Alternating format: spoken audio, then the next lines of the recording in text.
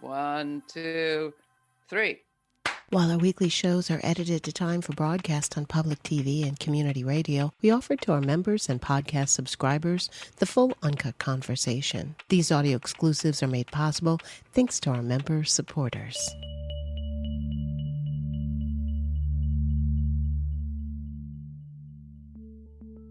Alice Wong. She lived longer than she ever expected to, but absolutely not long enough. When she died in November 2025, public grief showed up everywhere.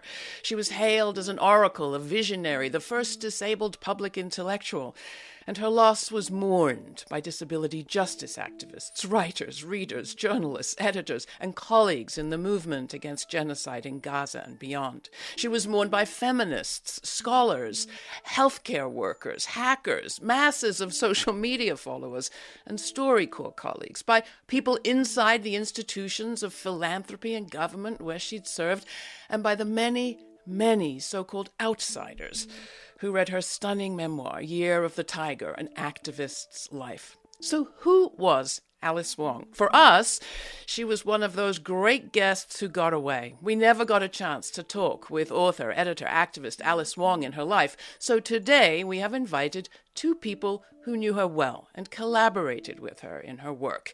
They're here on the program to celebrate her astonishing life. Sandy Ho is the executive director of the Disability and Philanthropy Forum and partner with Alice Wong and Mia Mingus in the Access is Love campaign. Stephen Thrasher is the author of The Viral Underclass, The Human Toll When Inequality and Disease Collide, and a professor. He's the Daniel Renberg Chair of Social Justice Reporting at the Medill School of Journalism at Northwestern. But he was suspended from teaching classes there after speaking out, as Alice Wong did too, on Palestine. He wrote a gorgeous remembrance of Wong on the literary platform LitHub. Welcome both. I am really so honored and happy to be with you today. And I want to get started, but in the spirit of access and inclusion, for all those who might be helped with it, I'm going to invite us to start with a little self-description. I mean, I'll do mine this way. I'm blondish, grayish, hair messy with glasses, white skin, stripy shirt, black jacket, and happy to be here. What about you, Stephen? I am sitting in a hotel room in Johannesburg, South Africa. There is a painting of the Nelson Mandela Bridge behind me. I am a balding black man, and I am wearing a black t-shirt and a rainbow keffiyeh in honor of Alice. And I also just wanted to say, Sandy, I wanted to offer my condolences to you and my gratitude for everything you've been doing to help keep Alice's spirit alive. Absolutely, and that work continues today. Sandy, what about you, if you were to describe yourself? Sure.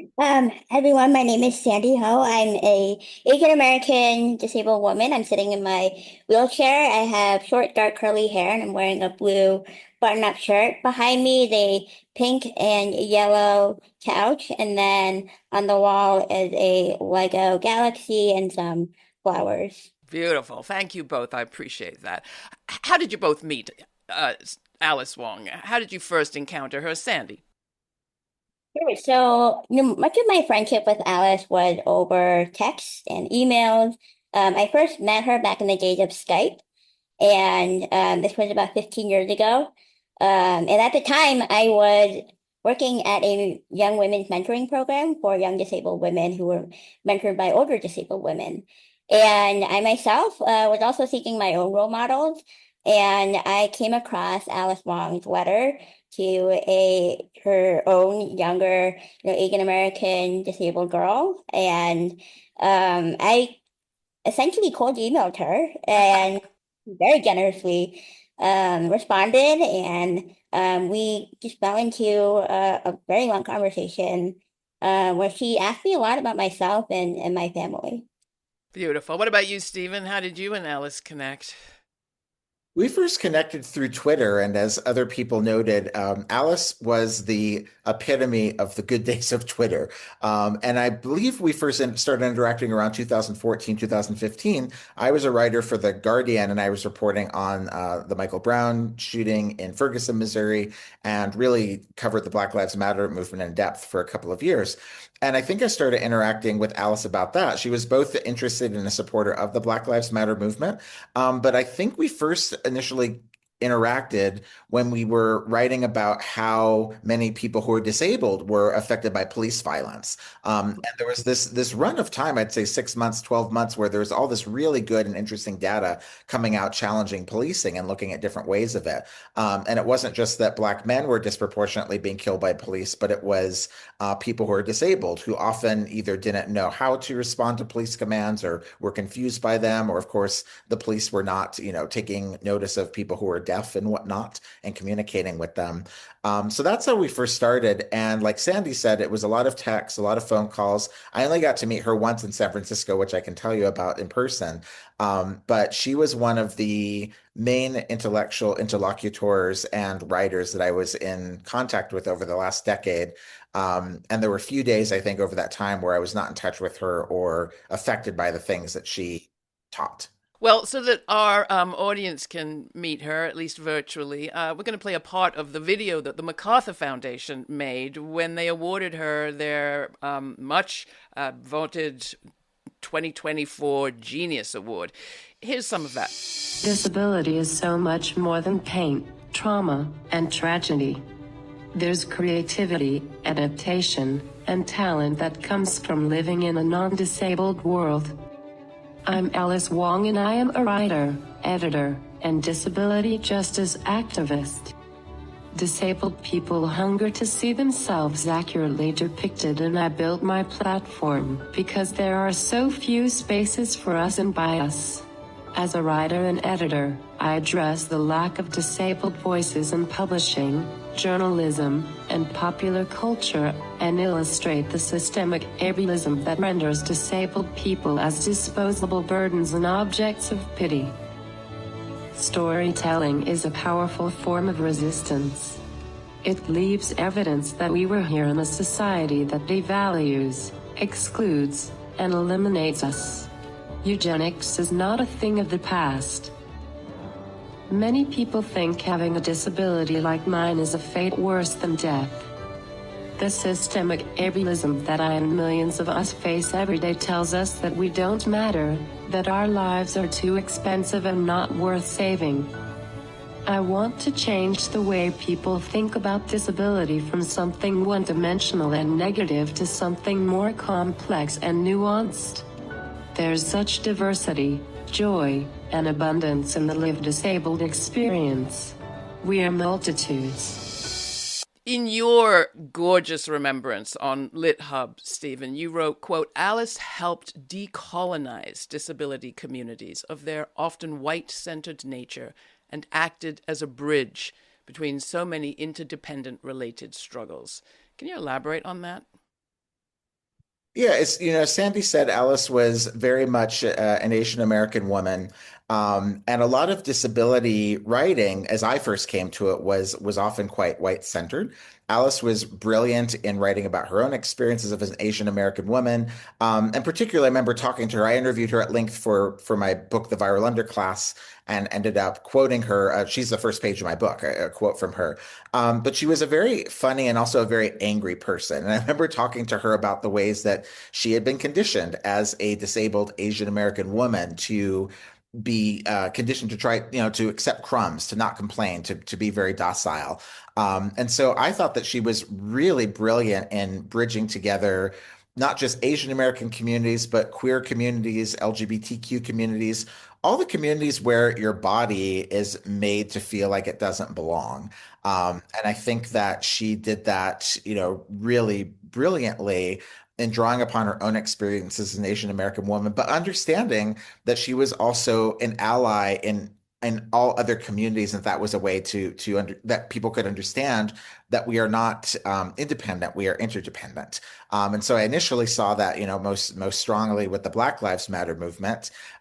We connected a lot talking as COVID started, talking about my own research on HIV and AIDS and the ways that LGBTQ communities, many are disabled and many were disabled through the experiences of COVID. And then towards the end of her life, of course, she just went full tilt for Palestine. And you showed the clip of her from the MacArthur Foundation. She got in a lot of trouble and a lot of abuse for her stance on Palestine when she got that award, and she still refused to back down. And the fact that she and her two friends raised $3 million for eSIMs for people to use phones was really amazing.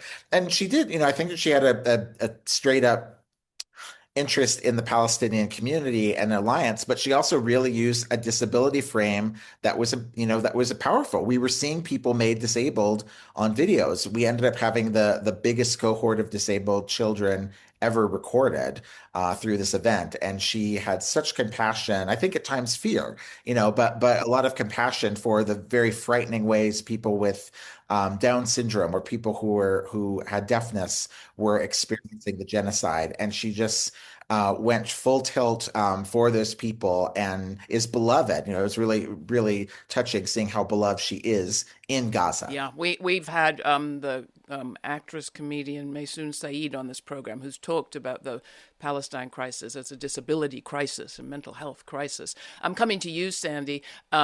Stephen's already talked a little bit about how Alice Wong broke down silos, but speaking specifically as an Asian American woman, what would you add to this picture of how she, as he said, it sort of decolonized our sense of disability? I think what made Alice's storytelling and her just very inquisitive and excellent journalist question was that she got down to right down to what are the issues and subject matter that both were not necessarily, willing to go there, and she always was. And as an Asian American disabled woman, we also were friends, and so we talked about our experiences. So one that comes to mind is we were actually very proud of being both having been Chinese school dropouts. You mean failing to learn Mandarin properly? Exactly. And that the idea in the ways that ableism, right, as a system of oppression, and as a force that required and expect not just our body mind to produce, but also to fit and to be a certain way, was constantly that point in which Alice's storytelling and her Disability Visibility Project media platform really pointed towards. Yeah. Well, the movement around disability has changed a lot over the decades. And there's a lovely video where Judy Heumann, who was one of the great activists for the Americans with Disabilities Act coming out of the 60s and 70s through to the 80s, sits down with Alice Wong for one of her shows, The Human Perspective. And it's a charming conversation, and they compare notes. But Sandy, how would you say, when it comes to disability activism, the movement and the ideology behind it has changed in those generations? Sure. When I was coming up into the disability community and learning about my own rights as a disabled child, I started kindergarten in 1990 when the Americans with Disabilities Act was passed. So there's not been a day or reality that I had been aware of where my civil rights did not exist in this country. Granted, at this moment, in particular in the US, of course, the federal administration has gone on to attack those very civil rights. But I would say that the movement that started around independent living and disability rights was really about equality, right, and access. And then we shift into this movement around disability justice, which is a framework of 10 principles that was established by the late Patty Byrne of Sins Invalid alongside Stacey Park and Mia Mingus and others who especially are disabled people of color and queer and trans folks who, as a community of people who experience ableism and disability, the intersections of other marginalized identities, right? This is where disability justice says, actually, rights are not enough to address equity and justice. And when I think about the storytelling and the advocacy and activism work that Alice does, it was always a focus on those who are most marginalized, those who had the least power and privilege in our society and in our global context. And it is not that necessarily right that we need one over the other, but we need both, and can also have really transparent conversations across movements to recognize that, this is not about having one that is more justified than the other, but especially in this moment when civil rights are being attacked, we're not going to have the true liberation from ableism that we all deserve without the interdependence that we're speaking about across both. Intersectionality is a big part of what Alice Wong embodied and talked about and worked on, and her work around making those intersections visible started long before she won a MacArthur, or even before she started that Disability Visibility Project, which we'll talk about in a minute. Here's her telling one of her healthcare stories for the Disability Rights Education and Defense Fund back in 2012. And I was like, well, I don't really need it now. I feel like I like using the BiPAP. I don't want to get too invasive. And this is what he said. He said, oh, is it an issue of vanity? And I was like, vanity? He's like, oh yeah, I understand you're a young woman. You might be concerned about how you look. And I was like, that is the least thing I really cared about. I mean, I was concerned about infections. I was concerned about being dependent on a machine. I mean, what if the battery dies? To me, that's really frightening. And I was trying to, convey that these are my wishes, that in our conversations, in our long-range plan, I want him to know I'm the kind of patient that wants non-invasive measures as much as possible until I really need it. And I feel like it didn't really reach him because I guess, why wouldn't a patient want an intervention? So that to me was interesting, that there's this intersection of gender where he thought it was a vanity issue. And to me, that was totally not on my mind at all. And it really annoyed me, and it really got me really angry. So that was Alice Wong talking in 2012, and we should say there's much more of that. And she goes on and talks about how she doesn't get the pelvic exams, the GYN exams that she should, because there isn't a single table at her local gynecologist that can accommodate her comfortably. Coming back to you, Sandy, how much has changed? That was 2012. I wish that I could say and tell everybody that we've made significant gains and progress, but the reality is that we have not. And a lot of Alice's advocacy was focused around also the systems that force disabled people to be at the margins and not have the kinds of powerful political voice and attention that her storytelling and advocacy constantly shone a light on. When we think about whether it is the Black Lives Movement matter that Stephen was talking about, or the pandemic especially, we see the ways in which our society and political systems respond, and not in ways that prioritize those who are least privileged and have the least amount of power, but those who are already expecting a certain way of normalizing how we go about doing things. And as the pandemic continues, so many of our peers, our other institutions, and just social gatherings even have returned to this idea of going back to pre-pandemic, this myth of normalizing what it was like beforehand. And the reality is that it wasn't better. And it wasn't good. And there was no equality or equity prior to the pandemic in terms of the ways that people were able to or not able to get access to basic fundamental resources like healthcare, like housing, like access to employment. And now, fast forward, the same administration that is sending arms and weapons around the world, Stephen, is shredding safety nets back home. Not that they were in great shape before, as Sandy pointed out, but it wasn't even days into the new administration. But Donald Trump was out there blaming non-existent disabled air traffic controllers for that American Airlines crash in D.C. He's then gone on to basically expunge enforcement of accommodations for people with disability. There's no ASL interpreters now at the press conferences at the White House. And then there are the cuts to education and all the rest that are taking effect as we speak. How are you interpreting this moment in terms of this movement that you're and Alice is so much a part of, Stephen? And what's at stake right now? What are you seeing?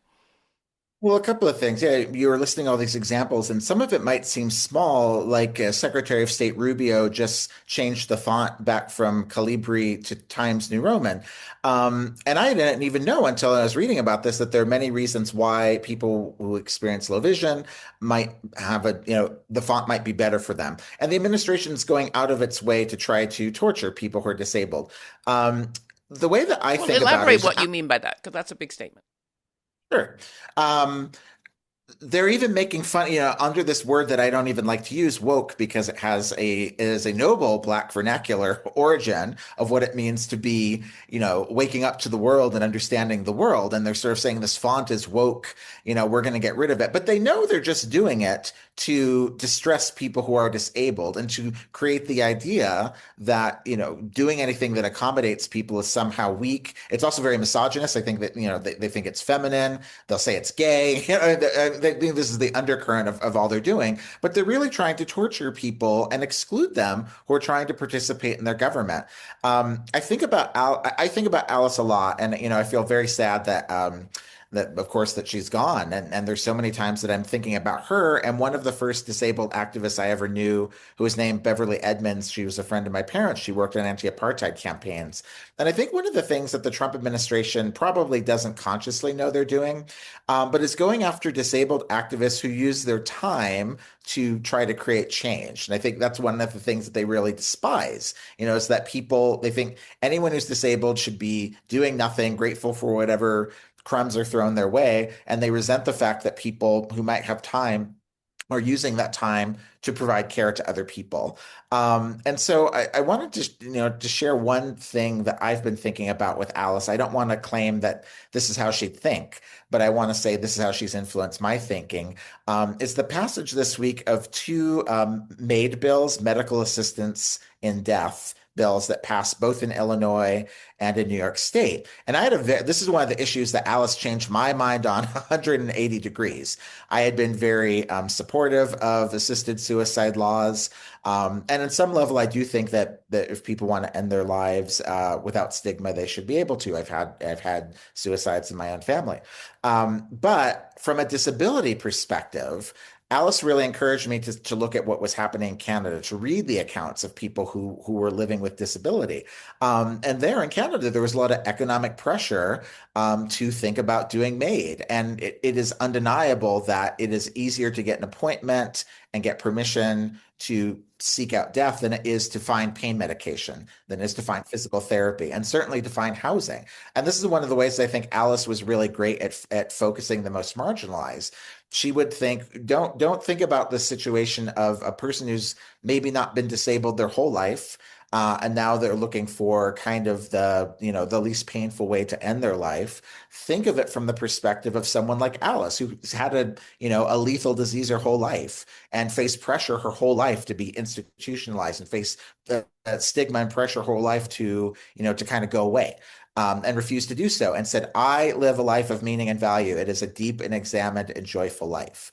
And so the way that she helped me think about that has really made me, I think about this legislation a lot differently, and to think about how many Western countries, the United States, Canada, New Zealand, Australia, several European countries, and the UK, are all advancing right to die bills under liberal governments while not saying healthcare is a human right, while not saying rent is a human right. She made that And point so repeatedly, that it was part of our the failings of what she called our hyper capitalist society, that while we give lots of rights to products and this and that, and rights as corporations, we don't as people have rights to healthcare. This show is made possible by our viewers and listeners, not corporations or advertisers. So join our member supporter honor roll by going to lauraflanders.org/donate to contribute. That's lauraflanders.org/donate. Coming back to you, Sandy, I do want to talk a bit about vision and future and how do we make the kind of society that Alice Wong imagined. But she first taught us a lot, I think, about what it takes to be disabled in this country in this time. We should say she had a form of muscular dystrophy, and over her life, as you're seeing even in these clips, she changed. It took effect. Towards the end of her life, she wrote devastatingly about what it was to have that tracheotomy and to have to use text-to-speech software, and how it made her have to slow down, and time was different. And she talked about cripping the world, what it was to crip the world. To crip something, she wrote in Teen Vogue, is to bend, compress, twist, subvert, imbue disabled wisdom into systems, institutions, and cultures. So I would ask you, Sandy, what is it? What is the cripping you're looking for from the society we live in? Well, one thing that I often think about, and particularly in my role of leading an organization in the philanthropic sector, is what would it look like if our country actually budgeted for access? And I don't mean, in the ways that perhaps some of us may think of people with disabilities as a wheelchair user, who nobody that I know in the disability movement is going around with a tape measure trying to see if the bathroom stalls are wide enough, right, or the doors are wide enough, etc. Although I do have to stop you right there and say that's exactly how I grew up. With a father in a wheelchair, we spend a lot of time measuring doors. So just saying. That's going back. I think that, the ways that our movement perhaps has evolved since then is also, what does it look like for people with disabilities to belong, and to not just belong in kind of the participatory sense of like, yay, I get to be able to vote, and still in this country, there are so many polling places that are inaccessible, but actually be able to take up space, take up political and economic power. And the world that I imagine as disabled Oracle Alice Wong perhaps envisioned as well is one that allowed all of us to just not just move about freely, but also on our own terms and with full bodily autonomy. Right? That there is no hindrance to the ways in which people with disabilities can dream, and can have families and have jobs. And also, it's also okay if you don't want any of those things. Like that was something that was really powerful that Alice taught me is, in our friendship, very early on too, she, I think, was aware in the ways that I was being pressured by others in my career to go in a certain direction. And she would say, well, Sandy, you should really only do this if you're actually interested and want to do it. Right? Like, screw everybody else and what they think you should be doing. And that was really just my own personal day-to-day experiences of Alice and the ways that she dismantled ableism in a really intimate way.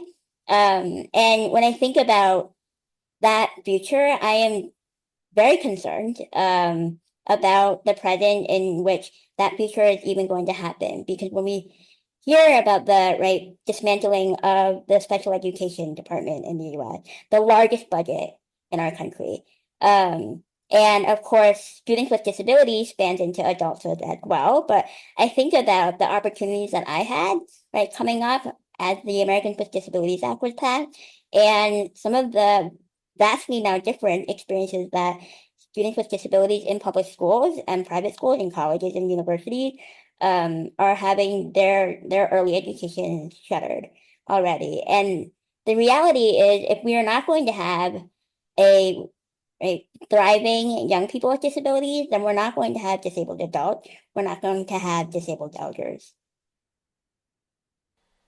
It's a conversation that we have had repeatedly on this program in the last 12 months and more, that while we are at the stage in many of our movements of looking forward and creating and understanding that inclusion is not enough, rather that imbuing with disabled wisdom or cripping or queering our world is good for everybody, we're put on the back foot again of defense.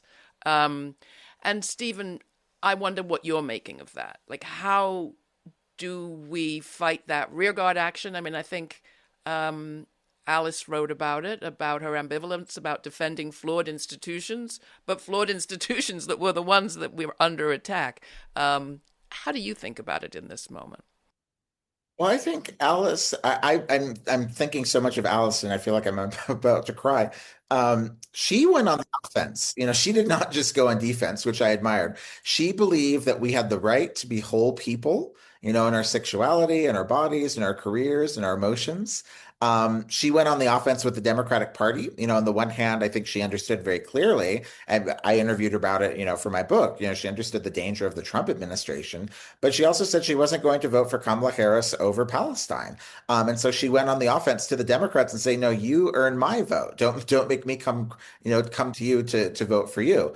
And she went on the offense with humor. Everybody, this is one of the things I loved, and so many remembrances about her. She was one of the most funny people, so many people had ever met. And I won't use the language in it because I know this is a family show, but one time I met her, she couldn't, I knew it was after the tracheotomy. We had talked on the phone before, we'd Skyped, but when I met her, she could no longer speak with her voice. And she served me cookies. And I was like, I don't want to eat this to myself. I was like, I don't want to eat these cookies. You can't eat. And she told me with very salty language, eat the cookies. Um, and I thought that was beautiful. She baked cookies and sent them to me. She baked cookies and sent them to others. She hosted dinner parties. And I think that's a really deep thing about how she understood we all have different abilities, we all have different things we can offer and enjoy. And I think that's a really helpful frame for thinking about disability. It's not just I can't, I've had major foot problems over 15 years. Sometimes I can't walk without a cane. It's not just I can't walk, so I'm angry other people can walk. It's understanding we all have different experiences of the earth. And I think that's a great frame for thinking about disability, about trans issues. Some people are as tall as Kareem Abdul-Jabbar and they play basketball a certain way. Some people have as big an arm span as Michael Phelps and they can swim a certain way. Some people have higher levels of estrogen or, testosterone and they perform certain ways. And that's okay. Like we can all take joy in the things that we experience and offer joy to others, even if we can't experience them. And that's one of the deepest things I think I will remember from Alice, that she would serve me food when she couldn't eat. And that I think helps me try to be more expansive in how I engage with other people. Is there anything you'd want to add to that, Sandy, related to her going on the offensive and her sharing and relishing in other people's joy? Yeah, I mean, there were not a ton of moments when I can think of that Alice gave me instructions. I mean, we really deeply believed in each other as equals, even though that was really humbling for me. But the one frequent instruction she gave me was come with an appetite. And it was just very clear, like either coming with an appetite and also you're going to come with Tupperware because there's going to be leftovers for you to take home. And, having the privilege and real honor of experiencing our friendship in person after I moved to the Bay Area a little years ago, she was often somebody who wanted to be out there, right? It was always, Sandy, let's go check out the latest museum exhibit at the SF MoMA. Also was not one of the San Franciscan people who resisted crossing the Bay Bridge over to Oakland, which is where I live. And I think the joy of Alice is that she, in addition to just being hysterical, had a sarcastic Yes. journalist in her own practice. She was always very clear who her audience is. And it didn't matter to her whether you were somebody who had a public official title or she was talking with a group of young people. She was always going to tell it like it is. And in that moment, it was always like, okay, this is somebody who is always going to level set, and you're going to get um, the straight truth from Alice. Now, she did give you one instruction, and it did include a little salty language, but not too much. After her passing, Sandy, she asked you to post a message to social media. Do you have that there? Would you be willing to share that message? Yes. Yes, and I just also want to preface this by saying that at the time of her passing, I was in Boston. And so where I said my first hellos to Alice was also where I said my goodbyes. I got the text message from her sister, letting me know that Alice wanted me to post this message that I can read. Hi everyone. It looks like I ran out of time. I have so many dreams that I wanted to fulfill and plan to create new stories for you. There are a few in progress that might come to fruition in a few years if things work out. I did not ever imagine I would live to this age and end up a writer, editor, activist, and more. As a kid, riddled with insecurity and internalized ableism, I could not see a path forward. It was thanks to friendships and some great teachers who believed in me that I was able to fight my way out of miserable situations into a place where I finally felt comfortable in my skin. We need more stories about us and our culture. You all, we all deserve the everything and more in such a hostile, ableist environment. Our wisdom is incisive and unflinching. I'm honored to be your ancestor and believe disabled oracles like us will light the way to the future. Don't let the bastard grind you down. I love you all. Oh, thank you, Sandy. Now, she talked about some projects that might be coming into fruition in the future, and you're stewarded with her last anthology. Is there anything you feel you can share with us about that or others of her wishes? When as I continue to reflect a lot over, somehow it's already been a month um, since her passing, the one thing that we all know about Alice is that she was an incredible planner. Right, so much so that for folks who may not have read her memoir, Year of the Tiger, she had already written her obituary in one of the last chapters. And it got to a point where I was like, I wish these reporters would just stop asking me questions, because it was very intentional that in the days ahead, um, myself and her friends and close, right, trusted circle, um, went back and relied on Alice's own words, right? Because we want to extend her voice and her own language and her own words as much as possible in the ways that, she thought so much, and her activism was centered around was extending and making sure that disabled people had the autonomy to tell our own stories. Um, and so with the legacy that I'm taking a small part in playing, is, yes, ensuring that her next technology, disability vulnerability, ironically. And so as you might imagine, there's been a lot of just not just tears and sadness, but a lot of reflecting on my own part. And again, in the ways that Alice continues to do, as she had throughout our friendship, like open doors for myself, to, get to a place where I'm comfortable talking about disability vulnerability. And the incredible essayists who are included in this anthology.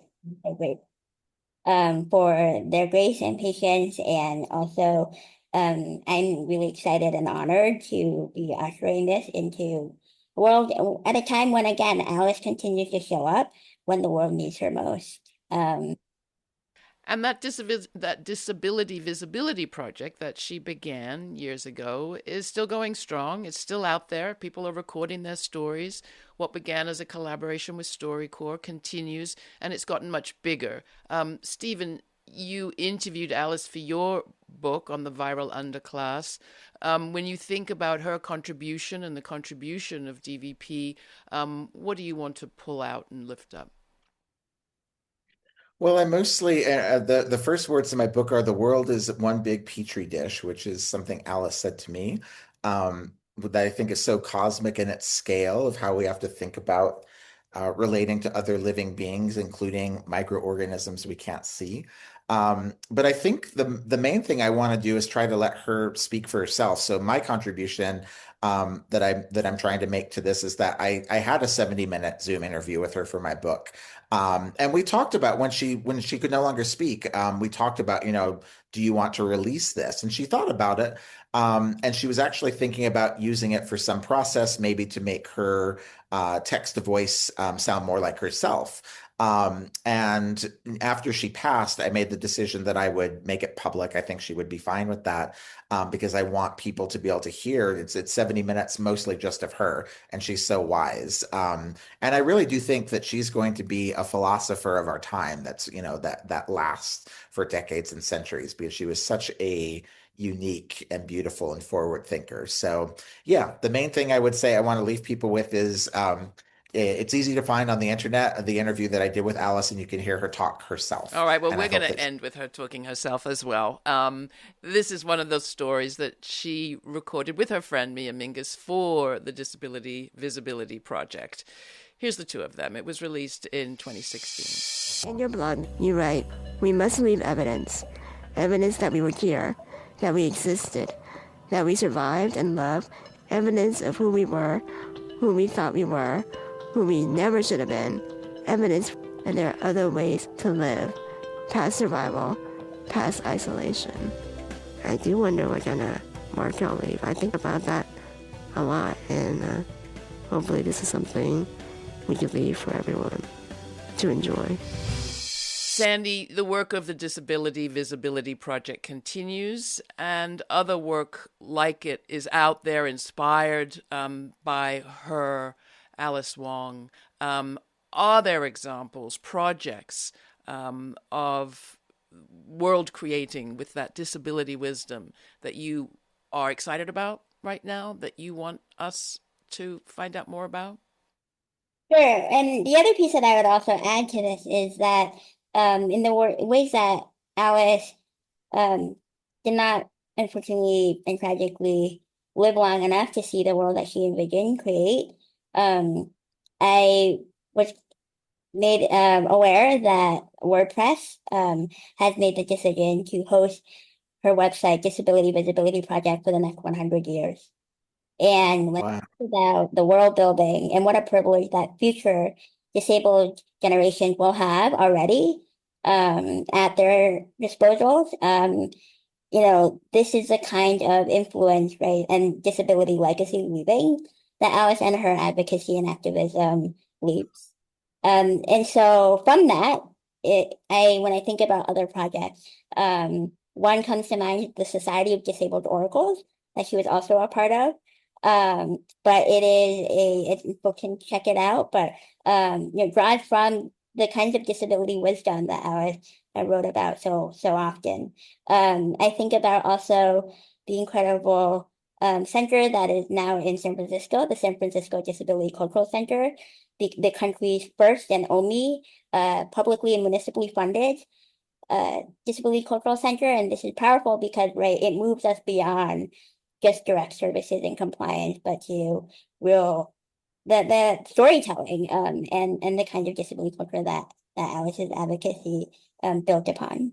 I'll ask the two of you the question I ask all our guests as we close, and that is, what do you think is the story that that future that you just talked about, will tell of us? What do you think the future, I don't know, 25, 50, 100 years, will say about us, Stephen?